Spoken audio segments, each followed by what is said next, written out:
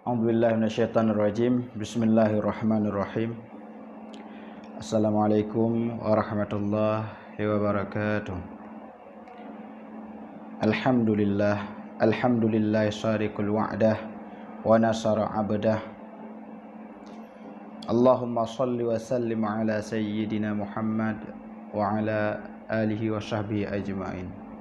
Asyhadu an la ilaha illallah wa asyhadu anna Muhammadar Rasulullah. Langkah yang pertama, kita puja dan memuji Allah yang telah memberi kepada kita sehat badan, selamat iman di dunia dan di akhirat. Amin ya rabbal alamin. Dan tak lupa pula selawat dan salam kepada seorang panglima Islam, Nabi besar, yakni Nabi Muhammad sallallahu alaihi wasallam. Hadirin yang dirahmati oleh Allah, pada kesempatan yang sangat berbahagia ini, mari kita simak satu kutipan daripada pengarang kitab Irsyadul Ibad, yaitu Syekh Zainuddin bin Syekh Abdul Aziz bin Syekh Zainuddin Al-Maribari, bahwa beliau mengatakan dalam kitabnya, yaitu dalam kitab Irsyadul Ibad, pada bab ghadab halaman 67, yang mana beliau mengatakan, wa Ahmad wa Abu Dawud, innal ghadaba minasyaitani wasyaitanu khalaqa minan nari wa innama yudfa'u bil ma'in naru fa idza ghadaba ahadukum falyatawadda. Pada kesempatan kali ini kita akan membicarakan tentang marah. Jangan marah. Karena marah ini merupakan yaitu salah satu cara untuk kita jauh daripada Allah dan jauh daripada makhluknya, yaitu manusia. Beliau mengatakan dalam satu hadis yang disampaikan oleh Ahmad dan Abu Dawud, bahwa innal ghadaba minasyaitan, bahwa marah ini merupakan yaitu daripada syaitan. Maka pantas syaitanlah orang-orang yang sering marah akan menjadi syaitan berapi-api. Maka pemilik marah yang pertama, makhluk Allah yang marah pertama sekali adalah syaitan. Maka orang yang sering marah, orang yang suka marah, orang ini merupakan akan menjadi tabiat-tabiat yang buruk. Karena syaitan sering marah, maka tabiatnya selalu mencela, menjauhkan hamba daripada kebaikan. Maka jauhilah marah. Dan sambungan hadis tersebut, wasyaitanu khalaqa minan nar. Syaitan itu diciptakan daripada api. Syaitan ini terbuat daripada api. Makanya pantas dan wajar pemilik marah tersebut merupakan yaitu syaitan. Karena orang yang sedang marah, orang yang marah, tak ada kata baiknya. Tak ada engkaulah. Tak ada orang yang marah, saudaraku. Tidak ada yang marah mengatakan jangan begitu. Tidak ada. Tentu orang yang marah jangan begitu. Itu prinsip orang yang marah. Karena syaitan. Karena marah ini merupakan daripada syaitan. Syaitan ini diciptakan daripada api. Maka orang yang marah selalu panas, selalu kata-katanya membesar, selalu kata-katanya membenci, menghina. Dan sambungan hadis tersebut, wa inna ma yudfa'u bil ma'in naru fa idza ghadaba ahadukum falyatawadda. Bahwasanya api itu dapat dihilangkan daripada air. Maka bagi kita hendak berwudu. Maka apabila salah satu kamu sedang mengalami marah, maka hendaklah berwudu. Karena wudu tersebut merupakan obat yang paling ampuh, obat yang paling baik untuk bagi orang yang sedang marah. Dan marah ini merupakan salah satu salah satu untuk kita bisa terkena penyakit COVID-19 ataupun corona. Jikalau sudah terkena penyakit tersebut, bagaimanalah keadaan kita?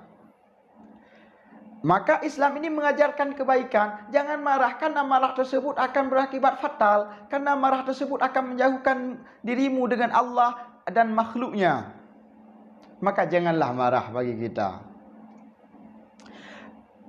Setelah hadis ini menyampaikan bahawa marah itu adalah daripada makhluk Allah Ta'ala yang sudah dibenci oleh Allah Ta'ala, yang tidak disukai oleh Allah Ta'ala, yaitu syaitan.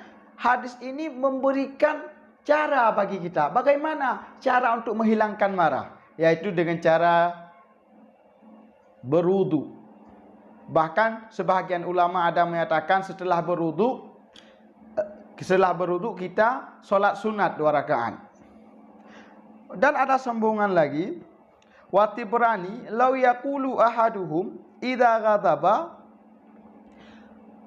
a'udzu billahi minasyaitonir rajim dhahaba anhu ghaidhahu. Daripada Tibrani, apabila salah satu kamu sedang marah, maka minta ampunlah kepada Allah, maka Allah akan menghilangkan marah orang tersebut. Caranya yang pertama berwudu, yang kedua yaitu dalam kitab ini menyatakan minta ampun kepada Allah.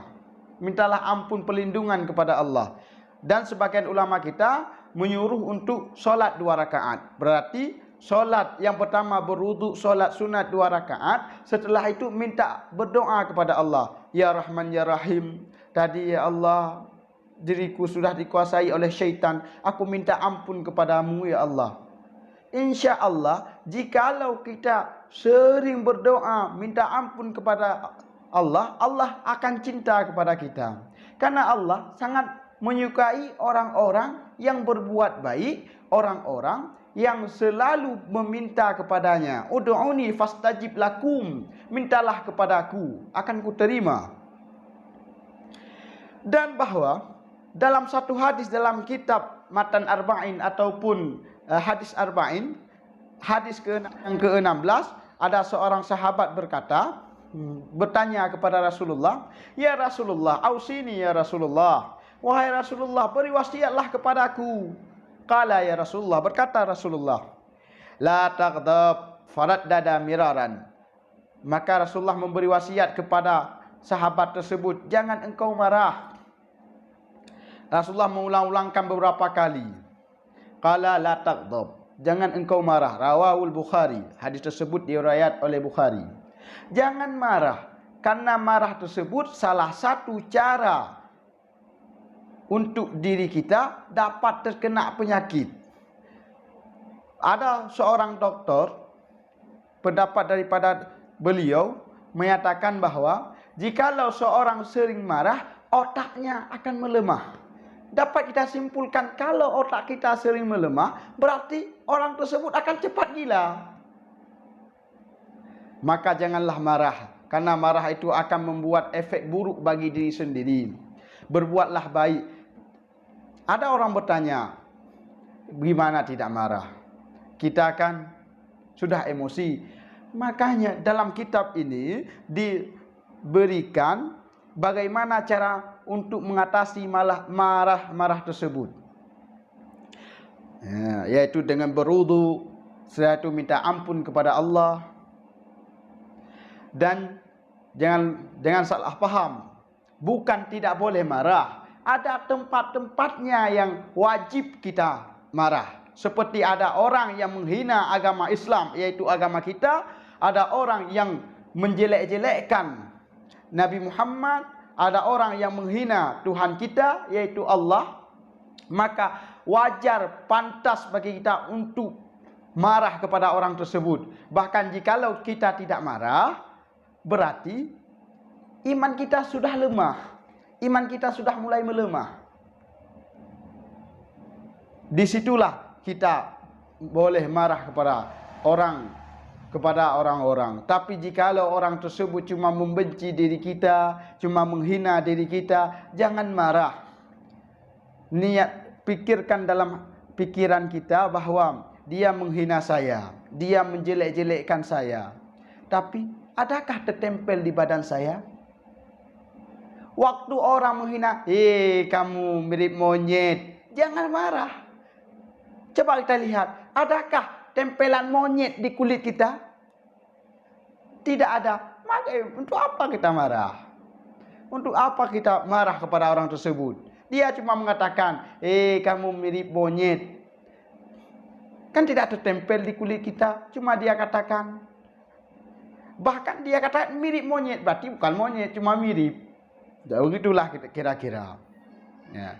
Maka kesimpulannya pada kesempatan kali ini, bagi kita janganlah marah. Karena marah tersebut akan mengakibatkan efek buruk bagi diri kita sendiri. Jadilah manusia yang baik, yang muhsinin, yang dicintai oleh Allah dan makhluknya Allah. Maka semoga bermanfaat daripada saya. Cukup sekian dan terima kasih. Assalamualaikum warahmatullahi wabarakatuh.